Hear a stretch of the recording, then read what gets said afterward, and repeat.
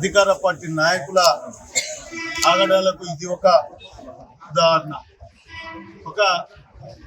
ఇక్కడో కూలి చేసుకొని తాము సంపాదించిన కష్టంతో లాట్లు కొనాలని చెప్పి వాళ్ళు డబ్బులు చెల్లించి ఈరోజు ఈ కుటుంబం సుమారు మీరు కూడా విన్నారు, వారి బాధ చాలా వర్ణనాతీతం.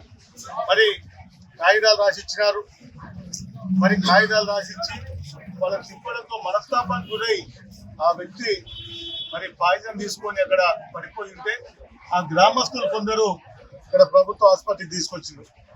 కనీసం ఇంత పెద్ద సంఘటన జరిగితే ఒక మనిషి ఆత్మహత్య ప్రయత్నం చేస్తే జిల్లా యంత్రాంగానికి కానీ పోలీస్ వ్యవస్థకు కానీ చిన్న చీమ కొట్టినట్టు కూడా లేదు.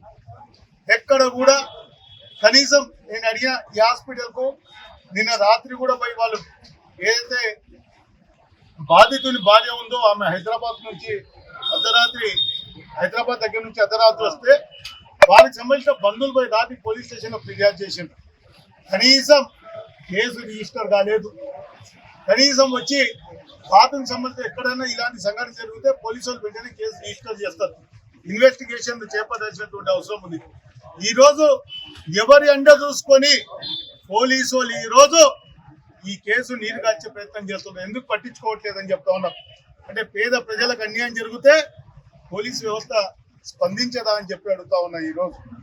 ఈరోజు కొల్లాపూర్ నియోజకవర్గంలో మరి మంత్రి గారు అనుచరులు ఎవరైతే ఉన్నారో పూర్తిగా అడ్డదిడ్డంగా ప్రవర్తిస్తూ ఉన్నారు. అధికారాన్ని అడ్డు పెట్టుకొని మరి ఇలాంటి పేదలను టీఆర్ఎస్ కార్యకర్తలను వేధింపులు చేయడమే వాళ్ళ లక్ష్యంగా పెట్టుకొని చేస్తూ ఉన్నారు. ఒక్కటి మాత్రం ప్రజాక్షేత్రంలో ఖచ్చితంగా ప్రజలు మీకు రాబోయే రోజుల్లో బుద్ధి చెప్తారు. నేను ఇక్కడ ఉన్నటువంటి మరి తెలంగాణ రాష్ట్ర ముఖ్యమంత్రి గారిని కూడా కోరుతా ఉన్నా, డీజీపీ గారిని కోరుతా ఉన్నా, సార్ ఈ సంఘటనపై సమగ్రమైన దర్యాప్తు జరిపించండి.